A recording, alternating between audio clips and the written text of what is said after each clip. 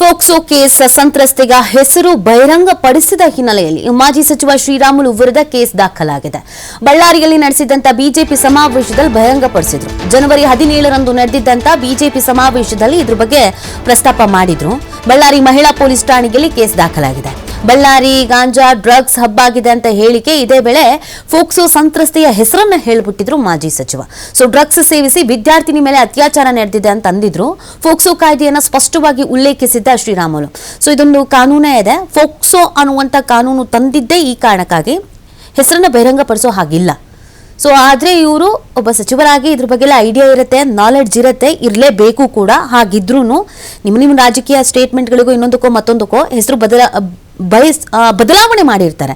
ಬದಲಾವಣೆ ಮಾಡಿದಂಥ ಹೆಸರನ್ನು ಬೇಕಾದ್ರೆ ಹೇಳ್ಬೋದಿತ್ತು. ಬಟ್ ಇವರು ಇಲ್ಲಿ ಹೆಸರನ್ನ ಉಲ್ಲೇಖಿಸಿರುವಂಥ ಕಾರಣಕ್ಕಾಗಿ ಆಕ್ಷನ್ಸ್ ಆಗಿದೆ. ಸಾಮಾನ್ಯವಾಗಿ ಯಾರೇ ಮಾಡಿದ್ರು ಆಕ್ಷನ್ಸ್ ಆಗುತ್ತೆ. ಇದೇ ರೀತಿಯಾಗಿ ಇವರು ಸಚಿವರು ಬೇರೆ, ಕ್ಷಮಿಸಿ, ಇವರು ಎಲ್ಲ ತಿಳ್ಕೊಂಡವ್ರು ಬೇರೆ, ಹೀಗಿದ್ರೂ ಕೂಡ ಈ ರೀತಿಯಾಗಿ ಮಾಡಿರೋದು ತಪ್ಪು. ಜೊತೆಲಿ ಇವತ್ತು ಪೊಲೀಸರೇ ತಾವು ನೆನಪಿಡ್ಕೊಳ್ರಿ. ಇವತ್ತು ಒಬ್ಬ ಹುಡುಗಿ, ಯಾಕಂದ್ರೆ ಒಬ್ಬ ಹುಡುಗಿ ಎಷ್ಟು ವರ್ಷದ ಹುಡುಗಿ, 14 ವರ್ಷದ ಹುಡುಗಿ, ಆ ಹುಡುಗಿ ಓದ್ತಾ ಇದ್ದಾಳ. 14 ವರ್ಷದ ಹುಡುಗಿ ನಾರಾ ಭರತ್ ರೆಡ್ಡಿ ಅವರೇ, ನೀವೆಲ್ಲ ಯುವಕರನ್ನ ಡ್ರಗ್ಸ್ಗೆ ವ್ಯಸನಕಾರಾಗಿ ಮಾಡಿಬಿಟ್ಟಿದ್ರಿ.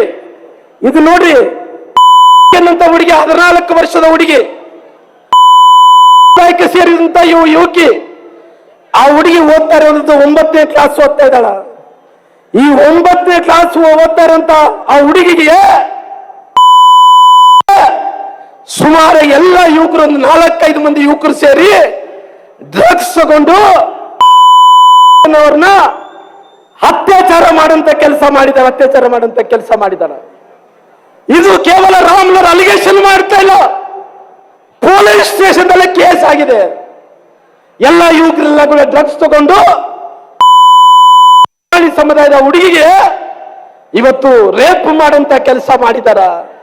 ಬಹುಶಃ ಇವತ್ತು ನಾರಾ ಭರತ್ ರೆಡ್ಡಿ ಅವರೇ, ಇವತ್ತು ಎಲ್ಲರೂ ಕೂಡ ಡ್ರಗ್ಸ್ಗೆ ಏನು ವ್ಯಸನಕಾರ ಯುವಕರನ್ನು ಮಾಡಿದಿರೋ, ನಾಳೆ ನಮ್ಮ ಮಕ್ಕಳು ಯಾರನ್ನ ಶಾಲೆಗೆ ಹೋದ್ರಿಗಿನ, ಕಾಲೇಜ್ಗೆ ಹೋದ್ರಿಗಿನ ಆ ಮಕ್ಕಳು ವಾಪಸ್ ಬರ್ತಾರ? ಭರತ್ ರೆಡ್ಡಿ ಅವರೇ, ಭರತ್ ರೆಡ್ಡಿ ಇವತ್ತು ಒಬ್ಬೇ ಅಲ್ಲ, ಇವತ್ತು ಅನೇಕ ಮಕ್ಕಳಿಗೆ ಈ ರೀತಿ ಆಗ್ತಾ ಇದೆ.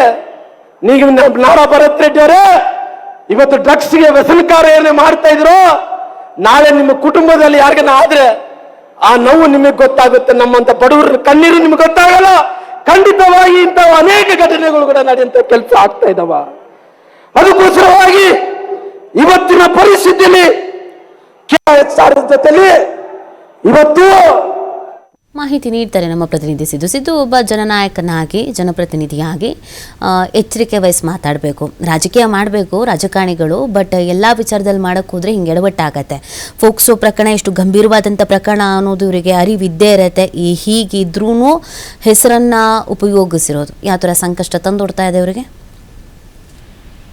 ಖಂಡಿತವಾಗ್ಲೂ ನೀತಿ, ಒಬ್ಬ ನಾಯಕರಾಗಿ, ಒಬ್ಬ ಶಾಸಕರಾಗಿ, ಒಬ್ಬ ಮಾಜಿ ಸಚಿವರಾಗಿರುವಂತಹ ಶ್ರೀರಾಮುಲು ಅವರು ಕೂಡ ಒಂದು ಫೋಕ್ಸೋ ಸಂತ್ರಸ್ತೆ ಹೆಸರಿನ ವಿಳಾಸವನ್ನ ಬಹಿರಂಗಪಡಿಸಿದ್ದಾರೆ.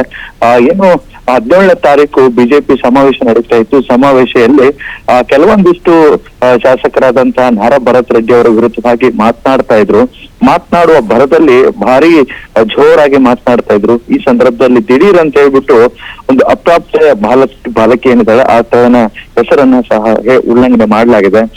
ಬಳ್ಳಾರಿಯಲ್ಲಿ ಗಾಂಜಾ ಆಗಿರ್ಬೋದು, ಡ್ರಗ್ಸ್ ಆಗಿರ್ಬೋದು, ಇವೆಲ್ಲವೂ ಕೂಡ ಎಗ್ಗಿಲ್ದೆ ನಡೀತಾ ಇದೆ ಅನ್ನುವಂತ ಮಾತನ್ನ ಹೇಳ್ತಾನೆ ಫೋಕ್ಸೋ ಸಂತ್ರಸ್ತೆ ಹೆಸರನ್ನ ಕೂಡ ಶ್ರೀರಾಮುಲು ಅವರು ಹೇಳಿರುವಂತದ್ದು ಕೂಡ ಘಟನೆ ಕಂಡು ಬಂದಿದೆ ಅಂತ ಹೇಳ್ಬೋದು. ಅದರಲ್ಲೂ ಯಾವ ರೀತಿಯಾದಂತ ಆರೋಪ ಅಂದ್ರೆ, ಡ್ರಗ್ ಅನ್ನ ಸೇವಿಸಿ ಶಾಲಾ ವಿದ್ಯಾರ್ಥಿನಿ ಮೇಲೆ ಅತ್ಯಾಚಾರ ಆಗಿದೆ ಅನ್ನುವಂತ ಮತನ ಶ್ರೀರಾಮುಲು ಅವರು ಸಹ ಬಹುದೊಡ್ಡ ಈ ಕಾರ್ಯಕ್ರಮದಲ್ಲಿ ನೇರವಾಗಿ ಹೇಳಿರುವಂತದ್ದು ಕೂಡ ಇದೆ. ಜೊತೆಗೆ ಬರೇ ಫೋಕ್ಸೋ ಸಂತ್ರಸ್ತೆ ಹೆಸರು ಅಷ್ಟೇ ಅಲ್ಲ, ಅವಳ ವಿಳಾಸ ಆಗಿರ್ಬೋದು, ಎಷ್ಟನೇ ತರಗತಿಯಲ್ಲಿ ಓದ್ತಾ ಇದ್ದಾಳೆ, ಯಾವ ಶಾಲೆಯಲ್ಲಿ ಓದ್ತಾ ಇದ್ದಾಳೆ ಅನ್ನುವಂತ ಹೆಸರನ್ನು ಕೂಡ ಶ್ರೀರಾಮುಲು ಅವರು ಸಹ ಭಾಷಣದ ವೇಳೆಯಲ್ಲಿ ಹೇಳಿರುವಂತದ್ದು ಕೂಡ ಇದೆ. ಹೀಗಾಗಿ ಪೋಕ್ಸೋ ಕಾಯ್ದೆಯನ್ನ ಸ್ಪಷ್ಟವಾಗಿ ಉಲ್ಲೇಖಿಸಿದ್ದಾರೆ ಅಂತಾನೆ ಹೇಳ್ಬಹುದಾಗಿದೆ. ಜೊತೆಗೆ ಈಗಾಗಲೇ ಶ್ರೀರಾಮುಲು ಅವರ ವಿರುದ್ಧವಾಗಿ ಕಾಲಂ 23 ಪೋಕ್ಸ್ ಕಾಯ್ದೆ ಉಲ್ಲಂಘನೆಯಲ್ಲಿ ಮತ್ತು JJ74 ಕಾಯ್ದೆ ಉಲ್ಲಂಘನೆಯ ಬಗ್ಗೆ ಈಗಾಗಲೇ ಮಹಿಳಾ ಪೊಲೀಸ್ ಠಾಣೆಯಲ್ಲಿ ಒಂದು ಪ್ರಕರಣ ಸಹ ದಾಖಲಾಗಿದೆ. ನಿಜಕ್ಕೂ ಒಬ್ರು ಸಚಿವರಾಗಿ ಇಷ್ಟೆಲ್ಲ ಇದ್ರೂ ಕೂಡ ಕಾರ್ಯಕ್ರಮದಲ್ಲಿ ಏನ್ ಮಾತನಾಡಬೇಕು, ಹೇಗೆ ಅನ್ನುವಂಥದ್ದು ಅವ್ರಿಗೆ ಅಷ್ಟು ಅರಿವಿಲ್ಲದೆ ಈ ರೀತಿ ಮಾತನಾಡಿದ್ರ ಅನ್ನುವಂಥದ್ದು ಕೂಡ ಸಾರ್ವಜನಿಕರಲ್ಲಿ ಸಾಕಷ್ಟು ಚರ್ಚೆ ಆಗ್ತಾ ಇದೆ ಅಂತಾನೆ ಹೇಳ್ಬೋದಾಗಿದೆ. ನೀತಿ. ಓಕೆ, ಥ್ಯಾಂಕ್ ಯು ಸಿದ್ದು ತಮ್ಮೆಲ್ಲ ಡೀಟೇಲ್ಸ್ಗೆ.